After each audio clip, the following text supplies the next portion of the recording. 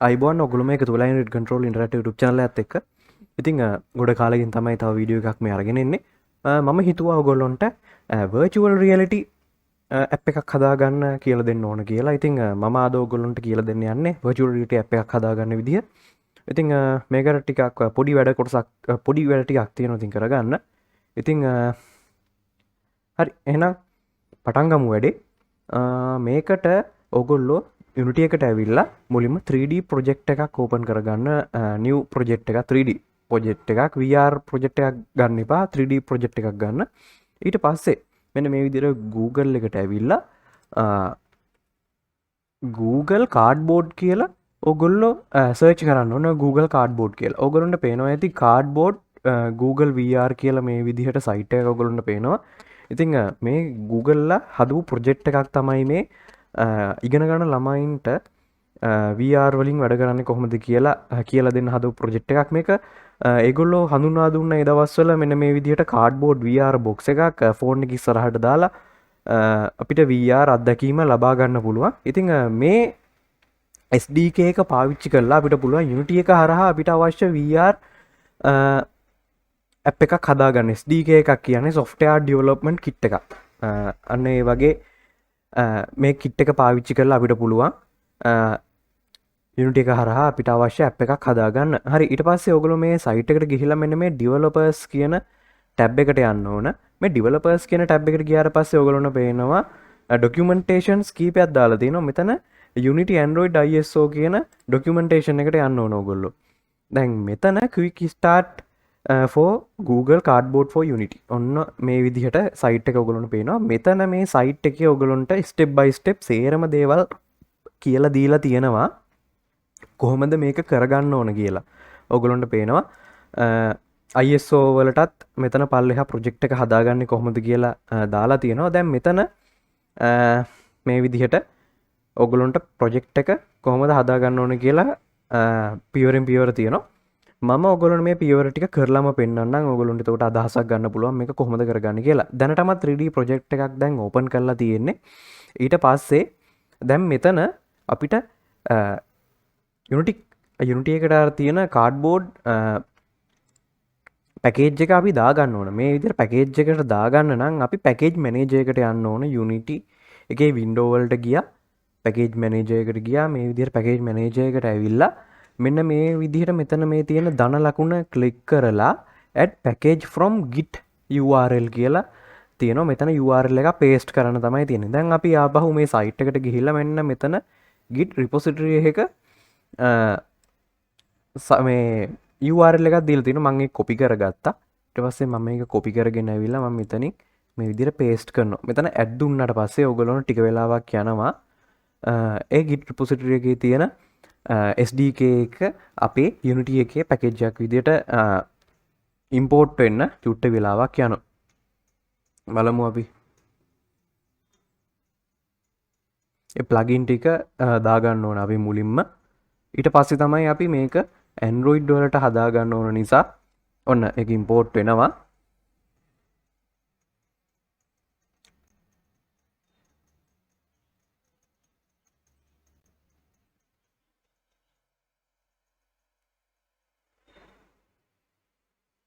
හරි මේ විදිහට ඉම්පෝර්ට් වුණාට පස්සේ ඔයගොල්ලන්ට පුළුවන් මෙතන samples කියලා දැන් මෙතන අපි select වෙලා තියෙන එකේ Google Cardboard XR plugin for Unity කියන එකේ මෙතන samples කියන එක පල්ලෙහා expand කරාට පස්සේ මෙතන hello cardboard කියලා megabyte දෙකක වගේ පොඩි එකක් තියෙනවා. ඒක මම import කරගන්නවා මේ විදිහට. එතන ඒක තියෙන්නේ scene එකක්. මම මේ hello cardboard මෙන්න මේක ඇතුළට ගියාට පස්සේ environment scenes මෙන්න මෙතන hello cardboard කියලා මෙන්න මේ විදිහට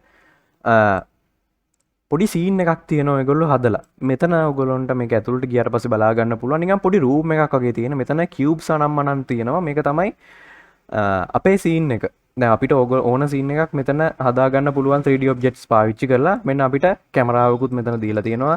එතන player කියලා තමයි මේ කැමරාව හදලා තියෙන්නේ. ඉතින් මේ කැමරාවට විශේෂ component කීපයක් එකතු කරලා තියෙනවා. අපේ plugin එකෙන් ආපු component කීපයක් එකතු කරලා තියෙනවා. හරි. දැන් අපිට තව වැඩ කීපයක් කරගන්න තියෙනවා. මේ තියෙන්නේ Google ලා ඒගොල්ලෝ අපිට සාම්පල් සීන් එකක් විදිහට හදලා දීලා තියෙන මෙන්න මේ පොඩි රූම් එකක් වගේ. අපි මේ රූම් එකේ VR ඇප් එකක් හදාගන්න හදන මේ රූම් එක පේන විදිහට හදාගන්න හදන්නේ. දැන් අපි ගිහිල්ලා මෙතන ෆයිල් වලට ගිහිල්ලා බිල්ඩ් සෙටින්ග්ස් වලට ගිහිල්ලා Android තෝරලා මෙතන ස්විච් ප්ලට්ෆෝම් දෙන්න ඕන. මෙතන ස්විච් ප්ලට්ෆෝම් දුන්නට පස්සේ ටික වෙලාවක් යනවා මේ ප්ලට්ෆෝම් එක ස්විච් වෙන්න PC Mac Linux standalone වලින් Android වලට මාරු වෙන්න අපේ ප්‍රොජෙක්ට් එක හදාගන්න ඕන මෙතනින්. ඊට පස්සේ පුළුවන් අපිට ඊළඟ වැඩ කටයුතු ටික කරගෙන යන්න.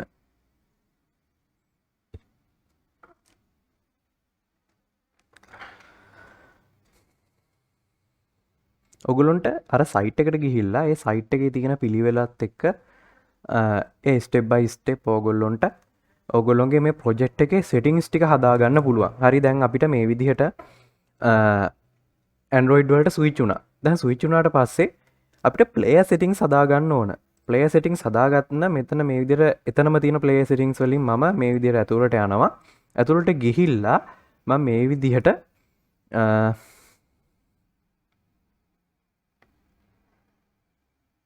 මෙතන other settings කියලා තියෙනවනේ. මෙන්න මෙතන තියෙනවා other settings. මෙන්න මේ other settings වලට ආවට පස්සේ නෑ ඊට කලින් මම යනවා මෙතන resolution and presentation කියලා මෙන්න මේ අයින් කරලා දානු මෙනේ resolution and presentation කියලා තියෙනවා. මෙතන අපි auto rotation කියලා තමයි තියෙන්නේ. auto rotation එක මම landscape left එකට දාගන්නවා. ඊට පස්සේ මෙතන තියෙනවා optimize frame pacing කියලා.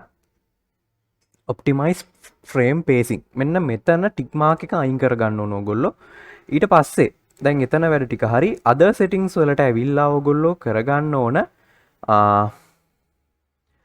මෙතන graphic APIs වලට Vulkan සහ OpenGL ES3 කියන දෙකම තියෙනවා. මෙතන Vulkan කියන එක අයින් කරගන්න ඕන.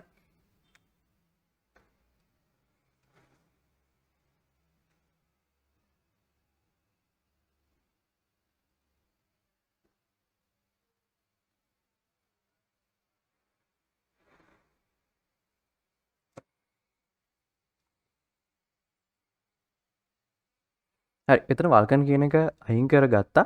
ඊට පස්සේ අපිට මෙතන කරගන්න පුළුවන් පල්ලෙහාට ඇවිල්ලා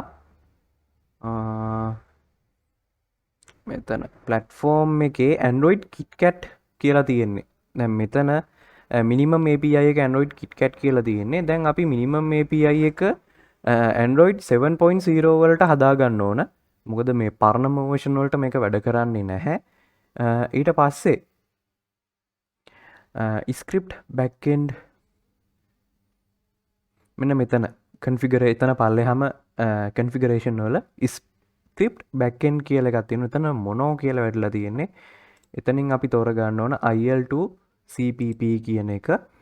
ඊට පස්සේ දැන් අපිට පුළුවන් මෙතන architecture එක තෝරගන්න ඕන.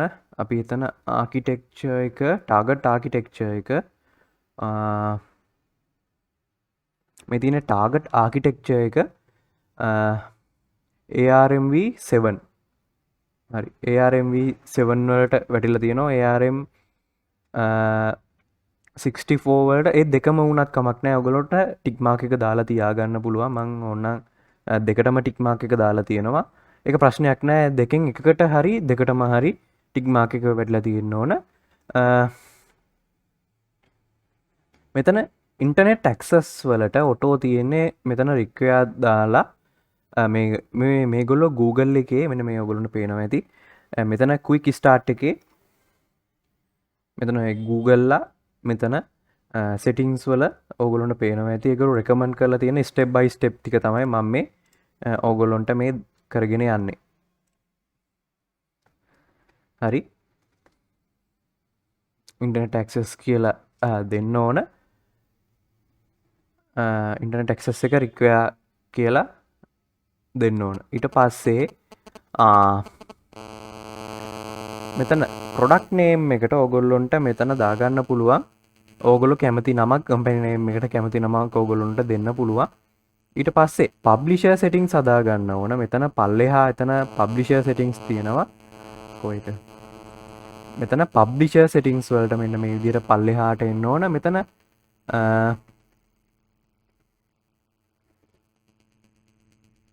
පබ්ලිෂර් සෙටින්ස් වල බිල්ඩ් සෙක්ෂන් එකට ඇවිල්ලා මෙතන බිල්ඩ් සෙක්ෂන් එකේ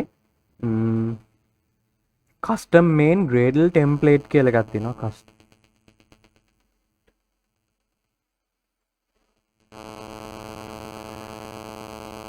මෙන්න මේ කස්ටම් මේන් ග්‍රේඩල් ටෙම්ප්ලේට් කියන එකට ටික් මාක් එකක් දාන්න ඕන.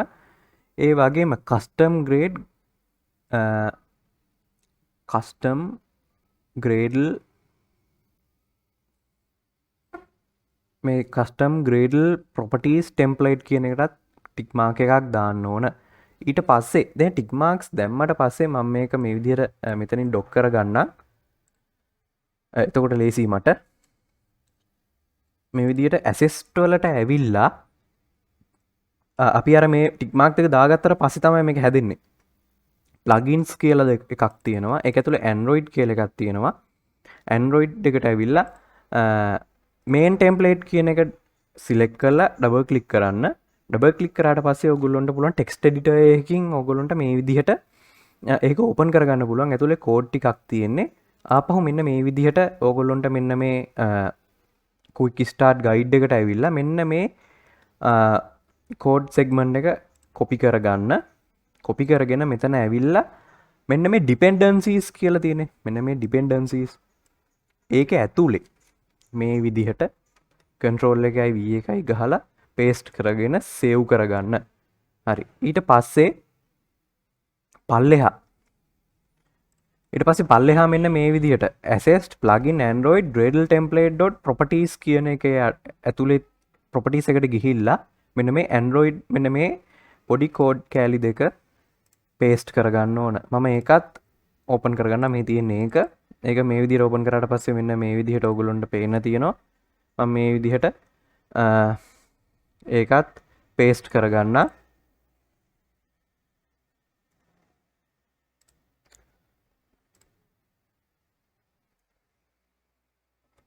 මේ විදිහට paste කරලා මම ඒක save කරගත්තා. දැන් හරි save කරලා තියෙන්නේ. save කරගත්තා. හරි. ඊට පස්සේ අපි API level එක මෙතන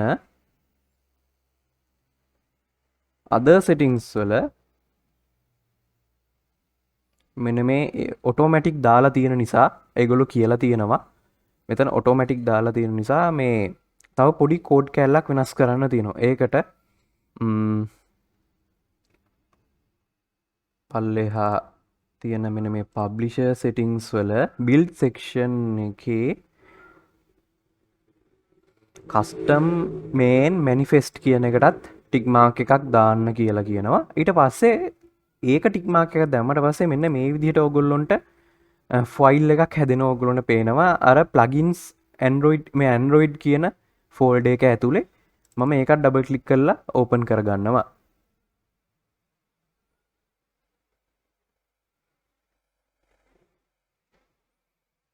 ඒකත් ඕපන් කරගත්තට පස්සේ ඔයගොල්ලෝ මේ ටෙක්ස්ට් එඩිටර් එක මේ වැඩ ටික කරගන්න පුළුවන්. ඉතින් මම දැනට මේ ඉන්ස්ටෝල් කරලා තියෙන ඒවා නිසා මම සාමාන්‍ය වැඩ කරන VS කෝඩ් එක සහ VS එක නිසා මේකෙන් ඔන් වෙනවා. ඒ නිසා ඒ ගැන ගණන් ගන්න එපා.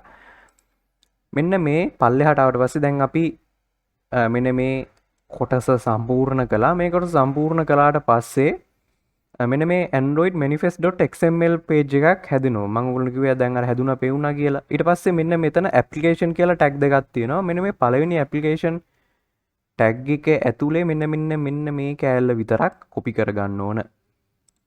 ඒක copy කරා ඊට පස්සේ මෙතන application වලට ඇවිල්ලා මෙන්න මෙතන ඒ tag එක ඇතුලේ මේ විදිහට ඒ කොටස විතරක් paste කරගන්න ඕන. ඊට පස්සේ ඒකත් save කරගන්න ඕන. save කරගෙන ඉවර වෙලා ඒකත් හරි පල්ලෙහාට එන්න ඕන. හරි save කරගත්තා. ඊට පස්සේ මෙන්න මෙතන පල්ලෙහා ඔයගොල්ලන්ට පේනවා project settings වල පල්ලෙහා XR plugin in management කියලා තියෙනවා. එතෙන්ට ඇවිල්ලා දැන් ඔයගොල්ලන්ට පේනවා cardboard XR plugin. මේ AR core, Oculus, Unity, Mock H MD කියන එක නෙවෙයි, මෙන්න මේ කාඩ්බෝඩ් XR ප්ලගින් කියලා එකක් තියෙනවා. ඒකට ටික් මාක් එකක් දාන්න ඕන. මෙන්න මේ ඒකට ටික් මාක් එකක් දාන්න ඕන. දැන් අපි Android device එකකටනේ මේ හදන්නේ. ඒ නිසා ඒකට ටික් මාක් එකක් දාන්න ඕන. හරි. ඊට පස්සේ ඒ වැඩ ටික හරි. අපිට දැන් කරන්න තියෙන වෙන මේ සීන් එක අපි Android app එකක් විදිහට එක්ස්පෝර්ට් කරගන්න ඕන. ඒකට එක්ස්පෝර්ට් කරගන්න ෆයිල් වලට ගියා, build settings වලට ගියා. මෙන්න මේ විදිහට Android select වෙලා තියෙද්දි build දෙන්න ඕන. ඕගොල්ලන්ට මේ build වෙන app එක save වෙන තැනක් ඕගොල්ලෝ තෝරලා දීලා මෙතන නම සිලෙක්ට් කරලා මෙතන save දුන්නට පස්සේ ඕගොල්ලොන්ට මෙන්න මේ app එක generate වෙනවා. ඊට පස්සේ ඕගොල්ලොන්ට මේක පුළුවන් ඔගොල්ලොන්ගේ ෆෝන් එකකට දාගෙන මේක රන් කරලා බලන්න. එතකොට app එකක් විදිහට install වෙලා ඕගොල්ලන්ට බලන්න පුළුවන්. screen එක දෙපැත්තට දෙකට බෙදිලා හරි අමුතු විදිහට තමයි පේන්නේ. මේක බලන්න නම් මේකේ full experience එක ගන්න ඕගොල්ලොන්ට VR box එකක් ඕන. සාමාන්‍යයෙන් VR box එකක් උත්තල කාච දෙකක් තියෙනවා නම් කාඩ්බෝඩ් වලින් හදාගන්න පුළුවන් ගෙදරදිම. ඒ වගේම කඩේ ගන්න ඒවත් තියෙනවා VR box එකක් ෆෝන් එක දාන්න පුළුවන් ඒවා. මම හිතන්නේ ඩරාස් එකේ මම දැක්කා රුපියල් 1000 ගාණක් විතර වේවි ඩිලිවරිත් එක්ක. 1000 ගාණක් විතර. ඊට වඩා හොඳයි මම කියන්නේ උත්තල කාච දෙකක් හොයාගන්න පුළුවන් නම් මේක ගෙදරදී හදාගන්න පුළුවන් කාඩ්බෝඩ් වලින්. ඒ වගේම තව දෙයක් කියන්න තියෙනවා.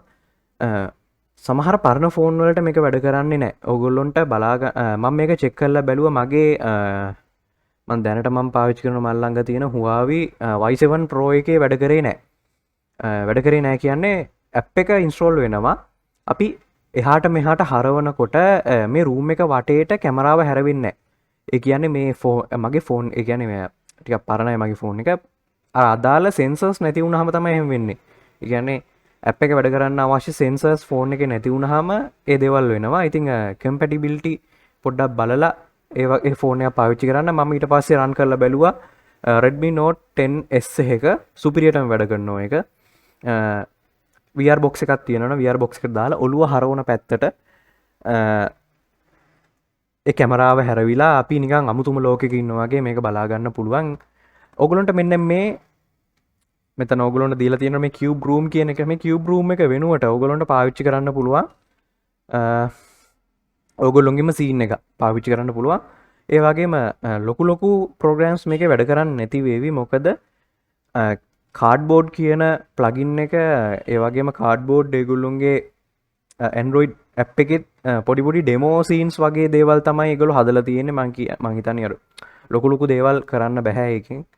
ඒ වුණාට අපිට ලස්සන පරිසරයක් වගේ හදලා ඒකට ගිහිල්ලා බලන්න වගේ දේවල් හදලා බලන්න පුළුවන් මං හිතන්නේ. ඕගොල්ලොන්ට බාරයි ඉතින් ඉස්සරහ වැඩ කටයුතු. ප්‍රශ්නයක් ආවොත් මට කියන්න. ඕගොල්ලෝ මේ අනිවාර්යෙන් මෙන්න මේ site එක refer කරන ගමන් වැඩේ කරගන්න මේ site එකේ තියෙනවා step by step කරගන්නේ කොහොමද කියලා. මේ විදිහට කරගන්නේ කොහොමද කියලා step by step තියෙනවා. හරි එහෙනම් මම හිතනවා ඕගොල්ලෝ මේකෙන් මොන හරි දෙයක් ඉගෙන ගත්තා කියලා. එහෙනම් මම ගිහින් එන්න. සුමුසු දවසක් වේවා ඕගොල්ලෝ හැමෝටම. bye.